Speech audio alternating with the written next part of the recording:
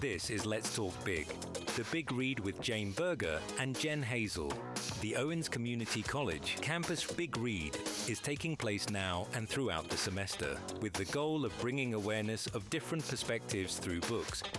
The Campus Read book is A Little Less Broken, How an Autism Diagnosis Finally Made Me Whole by Marian Shambari.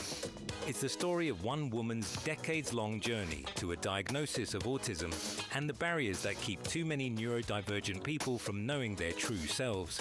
Now, sharing passages, topics, and events related to the book are Director of Library Services, Jane Berger, and Professor of English, Jen Hazel.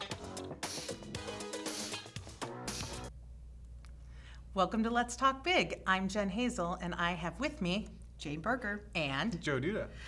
Joe, thanks for coming. Yeah, my pleasure. So we're here today to talk about a film that we're going to show on Wednesday, October 29th at 12:30, College Hall 100. That's going to explore some neurodivergence. So, Joe, you want to give us a little synopsis? Yeah, I was just going to say, tell us a little bit. Well, tell us the interest. film and tell us a little bit about it. Yeah, no, I'm really excited. I must confess, I've seen this film a few times. But the film is Silver Linings Playbook. Now I'm panicking. I don't remember. I think it came out in 2014. Yeah, it's been out. 2012. All right, it's been out a while. It's been out for a little while. I refuse to admit how long ago that was. But so it's been out for a little while, and the film follows two characters who are. One character has bipolar disorder, and so he's kind of had a hard time. He struggles with like keeping a strict medication regimen and how the medication makes him feel.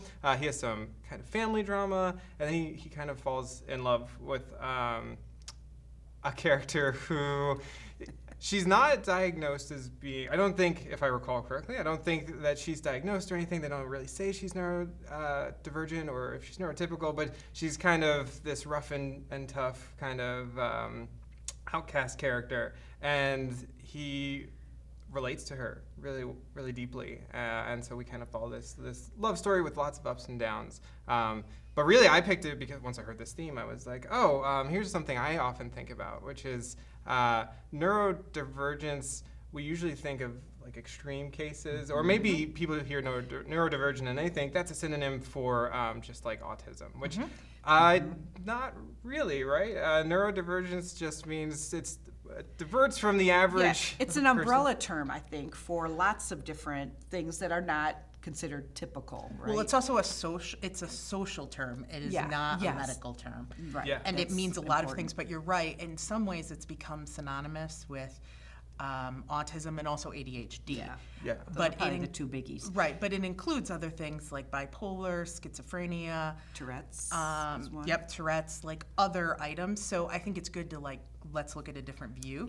Yeah. And this was the film you suggested you'd like to lead the discussion about afterwards and talk about. Absolutely. So what are some of the key, as we're watching the film, Joe, what are some things we should be thinking about? Yeah, so one of the things, and this I'll talk more about this the day of, but one of the things that I reflect on when I watch the movie is, Jennifer Lawrence's character, the love interest, she isn't what you would think of when you'd say neurodivergent, I don't think, when we use it socially. She's just somebody you'd be like, she's just like this bad character, this kind of miscreant or something. But I think the movie does a great job of showing that through a lot of the characters, they're not what we actually would call like. There's no unifying average like the typical person,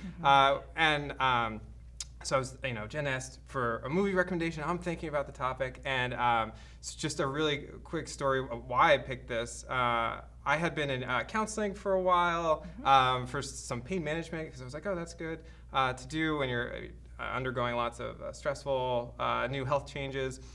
And after a couple sessions, my therapist had said to me, "Has anybody ever told you you might be like autistic?" And I'm like, "No." And she's like, "Well, how would that make you feel if you were?" I was like, "I'm just me." And which made me think, well, we're all, it's really strange to have, to try to like lump people in to just like, here's what most people are like. That's just bizarre to me. I think the health and philosophy, we've talked a lot about this idea of homeostasis, if it ever made sense to begin with. And I think healthcare is actually, at least for physical symptoms, they moved away from that. It's individualized care. Like, what's your normal temperature, not what's the average temperature across all people. But we don't do that enough for like our mental states. Like, why are we even trying to relate like everybody and lump them in together? And I think this movie does exactly. I think they want to make that same point that I've been thinking about, which is, why bother with trying to say anybody's like neurotypical? What does that even mean?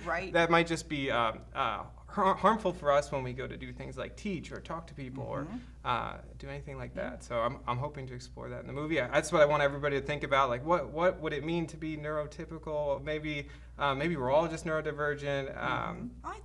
I think many of us have something that makes us unique, whether or not it's we're neurodivergent in one official sense, a medical term, or we just fall under the social term of that umbrella term. But it's really, and I think over the years, we are just starting to become more comfortable talking about our mental health. So maybe as we continue to evolve in the medical profession and the big read, brings these types of themes and topics, out for discussion and education and information, that it will become more of a common conversation that people can have, and it's not going to be like, oh, we're going to whisper, he has ADHD, this one has bipolar disorder. It's not to be shamed. Nobody is shamed when you have the flu. Or you're diabetic. Yes, correct. Right. So, that's one of the goals of our big read, is to take some of the stigma away from whatever our topic or theme. And so hopefully, people will kind of start noodling that around. And when we meet on the 29th of October in College Hall 100 for the showing of the film and the discussion that follows, we'll have some really great discussions. Yeah, I hope so. I think it'll be fantastic. And I think it's really, like Joe, you mentioned, like you had done some counseling and they had suggested like a diagnosis for you, and then it was like you were like, well, I'm just me. And I think it's a very human thing to want to classify in a certain way. Yeah.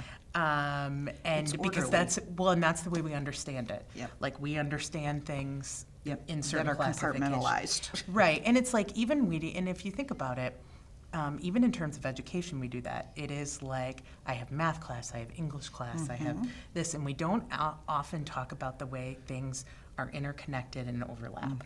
Like, I couldn't be good at math if I couldn't read, right?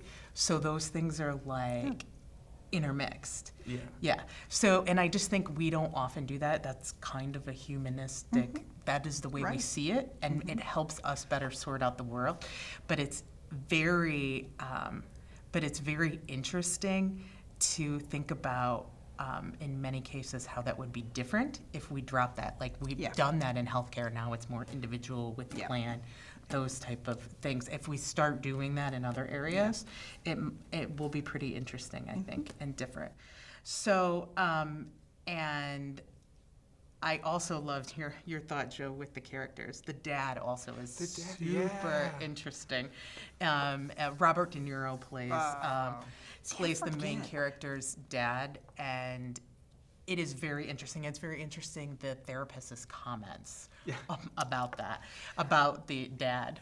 So super interesting, great film. It is a great film. I just don't remember it. Do not miss it, and do not miss Joe talking about it. That's a real treat when we had him last year doing that. He does a very, very good job, and we're excited to have him back again on Wednesday, October 29th at 12:30 in College Hall 100. There is also a live stream link for you to be able to join the discussion, and you can watch the film through the library. The link to get directly to it is also on our website. So that is going to do it for us today. So on behalf of myself, Jane, and Joe, keep talking big. This has been Let's Talk Big. Catch Let's Talk Big anytime on the RSS feed or the Owens Outcome Plus YouTube channel. Be sure to like and subscribe. Join us again for Let's Talk Big, the big read with Jane Berger and Jen Hazel.